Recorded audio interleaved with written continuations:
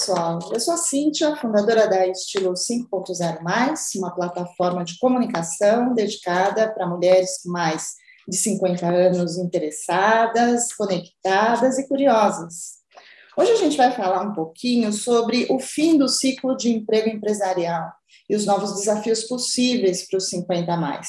Para isso eu tenho o prazer aqui de bater um papo com o Morris Litvak, que é CEO e fundador da Maturi, que é a ex-Maturi Jobs, que é uma plataforma que reúne oportunidades de trabalho, desenvolvimento pessoal, capacitação profissional, empreendedorismo e networking para pessoas com mais de 50 anos. E hoje já conta com mais de 180 mil profissionais cadastrados no Brasil.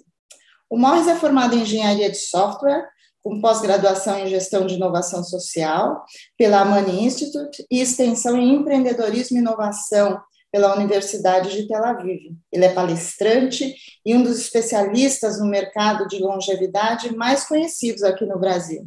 Além disso tudo, ele foi um grande inspirador para eu montar Estilo 5.0+, quando eu tive o privilégio de ser conselheira voluntária no início da Maturi, e foi quando o Morris me ensinou um monte sobre o mercado e também sobre empreendedorismo. Morris, primeiro, super obrigada por você estar aqui, viu? Estou super feliz. Obrigado você pelo convite, Cintia. É um prazer estar aqui com você. Acho que essa experiência que a gente teve junto lá no começo da Maturi foi ótima. Mais do que isso, ter uma amizade. Eu também acho muito bacana essa sua iniciativa. Então, para mim, é uma delícia estar aqui conversando com você. Que bom. Morris, e aí eu queria te perguntar, como é que você está enxergando o mercado atual aqui no Brasil para profissionais com mais de 50 anos? Olha, é bem desafiador, né? Como sempre foi, né? A Maturi nasceu por causa disso, pela dificuldade que já era, né, há 8 anos atrás, de pessoas com mais de 50 anos conseguirem se manter ou continuar trabalhando. E não dá para dizer que esteja mais fácil agora, mas porque, né, crise, pandemia também, a gente vê os números do CAGED, os 50+ foram os que mais perderam espaço no mercado de trabalho nesses últimos anos. Mas, por outro lado, as empresas estão começando já a olhar mais para essa questão. Então, tem aí um lado bom da questão de diversidade etária, integração geracional, inclusão de 50+, seja uma pauta ou haver um interesse de empresas, principalmente em grandes empresas, que nos últimos anos começaram a olhar para isso, né? A gente tem percebido, então acho que é uma tendência que ainda vai crescer bastante, né? Mas ainda é um movimento incipiente, então o mercado ele continua muito desafiador, muito difícil, até porque mesmo para o jovem está difícil, né? Sim. Então, é por isso que a Maturi, desde o início, né, fala diariamente com as empresas sobre isso, mas também traz alternativas para o pessoal 50+, ou para os matures, como a gente chama, né? Falando de trabalho autônomo, consultoria e empreendedorismo, já que o emprego formal tá difícil pelo preconceito etário, pelo momento econômico e político, né, instável que a gente está, e juntando com pandemia, mas também por causa da dinâmica de trabalho que está mudando. É um movimento que já vinha acontecendo e que com a pandemia foi acelerado, das pessoas trabalharem cada vez mais por conta própria, por projetos, né? Então, precisa... É um momento de reinvenção para muita gente mesmo. Aí você falou um pouco mesmo dessa questão do etarismo, né? Então você realmente enxerga isso, né, dentro das empresas e no mercado de trabalho, mas você enxerga esse preconceito maior em relação às mulheres 50+?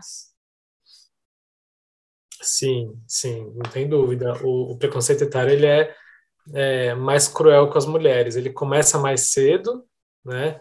E ele é mais forte porque nossa cultura latina, né? Ainda tem uma coisa muito forte de imagem, principalmente de estética, né? E que a gente vê na sociedade como um todo, nas campanhas de mídia, né? um foco muito grande nos jovens, né, tratando a juventude como uma coisa bonita, e o envelhecimento muitas vezes como algo ruim, né? A gente vê que está diminuindo, mas ainda existem produtos que falam anti-envelhecimento, né? Pessoas que Sim, tratam o envelhecimento como quase que uma doença, né? quase que Então uma tem doença. uma cultura aí muito forte que ela é mais cruel com as mulheres, porque é muito fácil, né, a gente parar para pensar e perceber que um homem grisalho é até bonito, né, charmoso, não sei o quê. Uma mulher de cabelo branco ainda é vista, né, com assim de uma forma ruim, né, às vezes é criticada e ela tem que se vestir de uma certa forma, dependendo da idade. E aí começa a aparecer as rugas e outras coisas do tempo, né? Porque a gente envelhece, coisa mais natural. E aí parece que é como se estivesse descuidada e talvez não esteja mais apta, né, para determinada função ou cargo. Então isso é muito cruel, uma coisa que a gente ainda está muito parado no tempo, no sentido de que esse envelhecimento populacional no Brasil, ele é algo, um fenômeno novo, porque ele está acontecendo de maneira muito acelerada, que a gente não está preparado também culturalmente, né, e com relação à educação, diferente de países como os países europeus, por exemplo, que passaram pelo processo de envelhecimento começaram esse processo há muito tempo, né, e ele foi acontecendo de uma forma mais lenta, Lenta. ao mesmo tempo que eles foram se desenvolvendo, enriquecendo, tendo uma educação, né, melhor, de maneira que hoje as pessoas valorizam mais, lidam melhor com isso. Então aqui ainda é difícil. A gente vê que com as mulheres realmente assim, depois dos 40, muitas vezes já começa a ter peso, né? Os homens sofrem preconceito etário, mas bem mais tarde. Então é algo que a gente precisa refletir, né? E tirar do automático para começar a, a lutar contra, né? Mudar. Claro, é. E eu acho que esse trabalho que você está fazendo com as grandes empresas, que pode puxar, né, essa mudança, começar, a gente até fez eu fiz um bate-papo outro dia, que justamente as pessoas dizendo, puxa, não tem o acolhimento também dentro da estrutura da empresa, né? Uma área, os gestores, a área de recursos humanos, enfim, não estão preparados para esse tipo de acolhimento em relação às mulheres, porque a menopausa traz uma série de mudanças, que são mudanças hormonais, né? Não estão Uhum. necessariamente sob o controle da pessoa, né? Então, eu acho que esse trabalho que você está fazendo, eu não sei se você enxerga já um pouco desse movimento, ou como é que as empresas estão se preparando para esse tipo de acolhimento, principalmente para as mulheres, entendeu? Eu diria que não estão se preparando ainda, mas estão começando a olhar e Olha, cair a ficha de que é um tema que vai ser estratégico em algum momento, vai afetar, né, as empresas, porque vai ter cada vez mais colaboradores mais velhos, né? E para é, a mulher tem a questão da menopausa, a mulher tem a questão também que é muito comum hoje em dia, que é de ser a geração sanduíche, né? Aí na fase dos 50 anos ainda tem filhos adolescentes, ao mesmo tempo tem pais já mais idosos que estão necessitando de cuidado, de ajuda, né? E essas coisas sempre recaem sobre a mulher, né? uhum, Praticamente sempre. Então a mulher também ela sofre mais para se manter no mercado de trabalho por causa disso, porque ela é a cuidadora, né? E as empresas ainda não olham, por exemplo, benefícios para cuidar disso, né? Aí, quando eu falo de benefícios, por exemplo, um plano de saúde que hoje os dependentes são os filhos, no futuro talvez sejam os pais, né? Porque se eu tiver que cuidar dos meus pais, eu não vou conseguir trabalhar e a gente vai ter cada vez mais pais mais velhos, idosos necessitando de cuidado e cada vez menos filhos, entre outras coisas, plano de carreira. Então a gente vê que é uma questão que está começando a ser mais olhada, mais debatida, né? Que eu acho que no futuro próximo a gente vai começar a ver um pouco de mudanças para dar conta disso. sim. Agora, tem um lado que é um lado que eu falo que é sempre de responsabilidade, tem duas partes, né? O lado da empresa, obviamente, do mercado de trabalho no geral, mas também tem o lado do próprio Nature em se preparar para esse momento de mudança, como você falou, né? Assim, o trabalho está mudando, o modelo de trabalho está mudando. Então, o Sim. que você poderia dar de algumas sugestões para esses profissionais que estão no mercado de trabalho ou que estão procurando uma oportunidade, assim, o que é fundamental eles fazerem para eles se prepararem, né, para esse novo momento? Sim, e acho que é muito importante isso que você falou. Não adianta a gente ficar só culpando as empresas se a gente não faz a nossa parte, né? Até porque a empresa tem o interesse dela ali, né, de lucro e tal, e não é uma ONG, enfim, ela tem que cuidar dos colaboradores, mas o foco dela principal é ganhar dinheiro, né? Uhum. E a gente entendendo que vai viver bastante, vai viver muito, acho que tem essa responsabilidade de se preparar para isso. Né? Eu costumo brincar quando eu conto a história da Nature, que foi inspirado pela história da minha avó, que trabalhou até os 82 anos, viveu até 91. Só que quando ela nasceu nos anos 20 no Brasil, a expectativa de vida era pouco mais de 40 anos. Né? Então ninguém avisou ela que ela ia viver tanto. Né? Ela não se preparou para isso, por isso que quando ela parou de trabalhar, a saúde dela foi ladeira abaixo. Hoje a gente sabe que vai viver muito. Né? Então a gente tem que se preparar. E não é só saúde, né, alimentação, exercício físico, isso é fundamental, mas tem vários outros pilares para um envelhecimento ativo, com qualidade de vida, que passa por relacionamentos, mas também a questão profissional, né, da gente ter eventualmente um plano B para quando sai do mundo corporativo, a atualização contínua, né, que é o lifelong learning, que é fundamental com a tecnologia aí revolucionando tudo. A gente não sabe com o que a gente vai estar trabalhando daqui a 10 anos, por exemplo, né? Vai ser tudo diferente do que é hoje. Imagina, quem que ia imaginar que ia ter uma pandemia e que as coisas iam mudar tanto, né? Mas não é só por causa da pandemia, né? Ela só acelerou coisas que já estavam acontecendo e que vão continuar acontecendo de forma acelerada. Então, é meio que uma obrigação mesmo de ter uma curiosidade, né? Sempre sobre as novidades, e humildade também para aprender coisas novas, entendendo que por mais experiência que eu tenho muito sempre para aprender, inclusive com os jovens, então ter essa abertura, né? Então fazer networking, participar de eventos, fazer cursos, aprender coisas novas que eventualmente tem nada a ver com o que você faz, mas que podem abrir a cabeça, né? Participar. A gente tem, por exemplo, a comunidade Mature, que é um grupo super legal de troca, e tem vários grupos desse tipo. Abraçar a tecnologia, né? Entender que tecnologia é uma aliada e não uma barreira, ela pode abrir muitas portas. Então, não ter esse medo, esse receio, pelo contrário, se provocar sempre para buscar isso, essas novidades, né? Para estar aberto ao novo, para ter curiosidade. Mesmo que você esteja num trabalho bom, que está aparentemente tranquilo, dentro de uma empresa bacana, você nunca sabe o dia de amanhã, a empresa pode ser vendida, seu chefe pode mudar, você não tem esse controle. Então, também entender essas alternativas ao emprego formal, né? Também não ter aquele preconceito de que empreender não é para mim, eu não tenho perfil para isso. Tem várias formas de empreender que são bem diferentes, né? Principalmente o empreendedorismo individual, uma coisa que você não precisa ali, diferente de abrir uma loja, né, uma franquia, essas coisas. Então, ter essa abertura, né, curiosidade, pesquisar, tá antenado com as novidades, eu diria que não é só importante, fundamental, é uma obrigação mesmo. E aí você está falando justamente em empreendedorismo, né? E você tem visto assim as mulheres maduras empreenderem?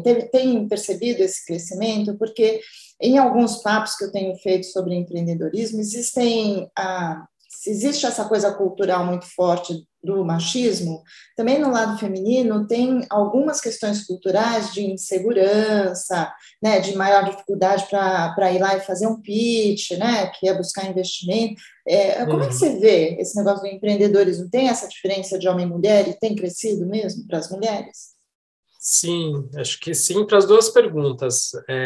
Tem crescido, até porque a gente falou, né, que o preconceito etário ele é mais forte com as mulheres, então as mulheres acabam perdendo espaço no mercado de trabalho mais cedo, e elas têm que se virar para isso. Então, muitas vezes o empreendedorismo por necessidade, mas não só, né?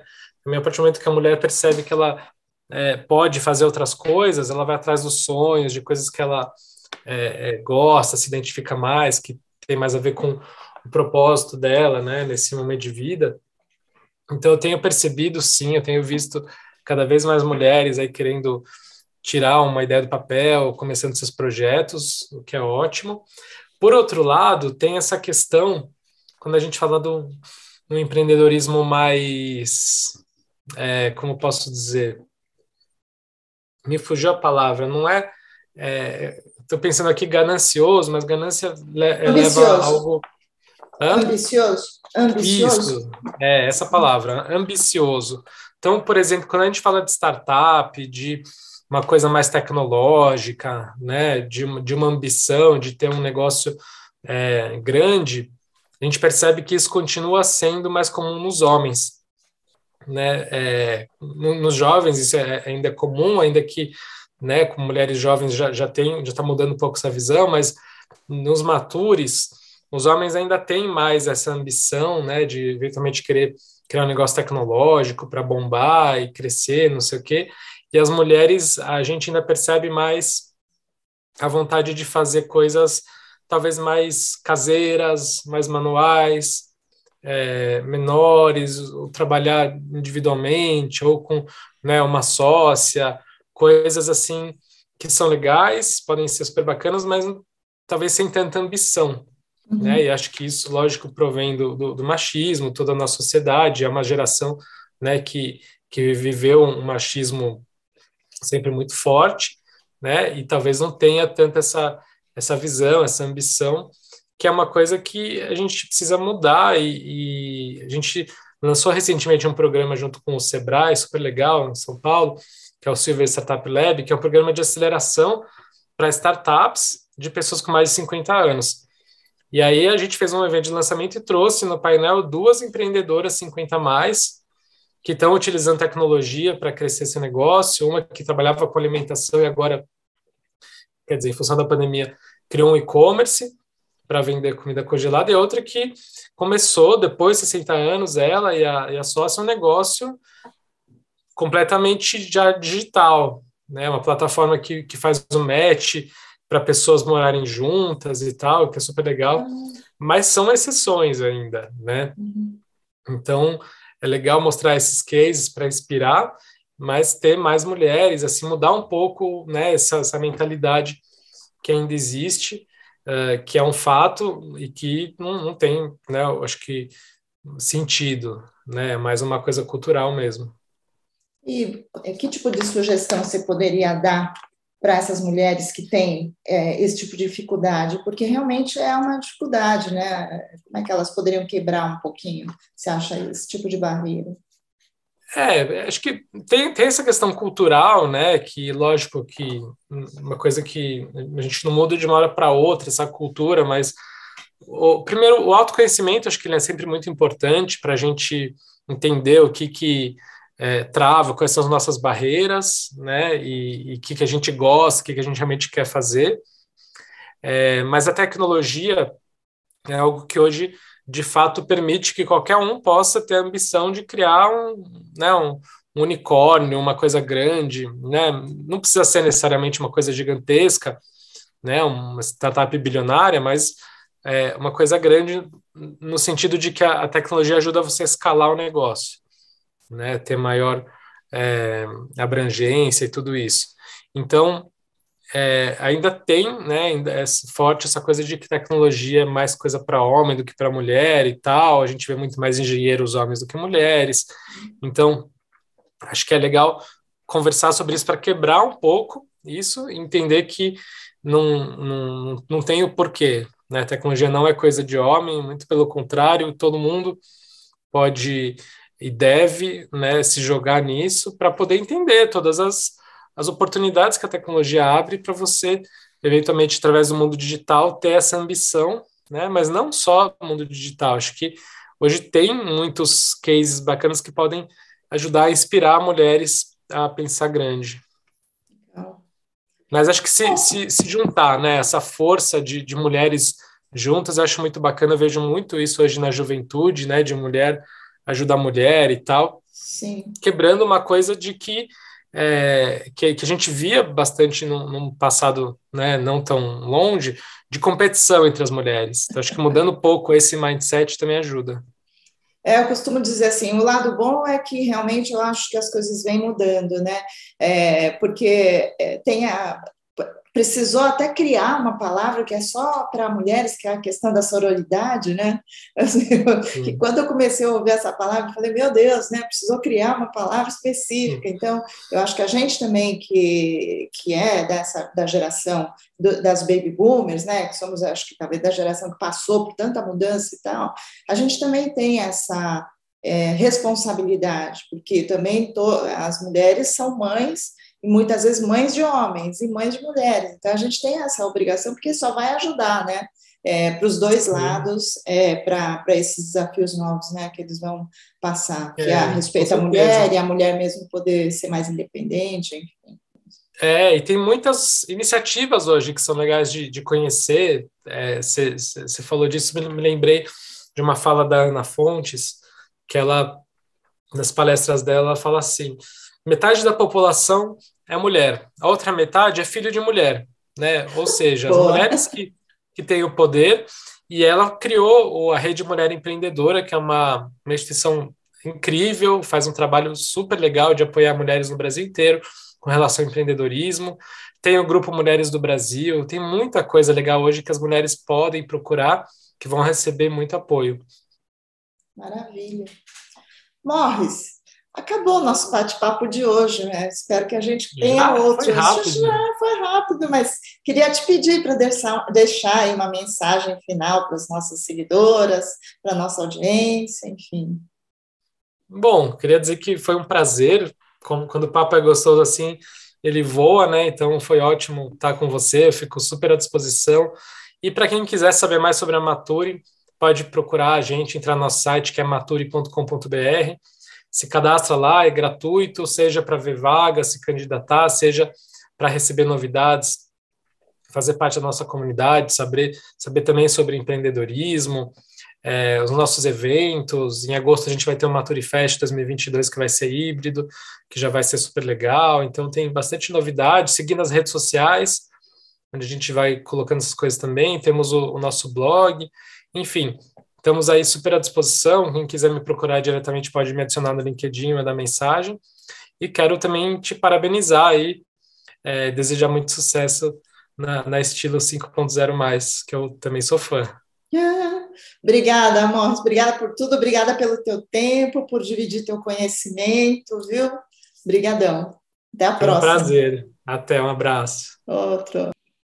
Pessoal, sempre um prazer para mim aqui bater um papo com o Morris e poder contar com todo o conhecimento dele. A gente vai deixar todos os contatos da Maturi que ele comentou para vocês poderem entrar e tomar conhecimento, se cadastrarem e acompanhar.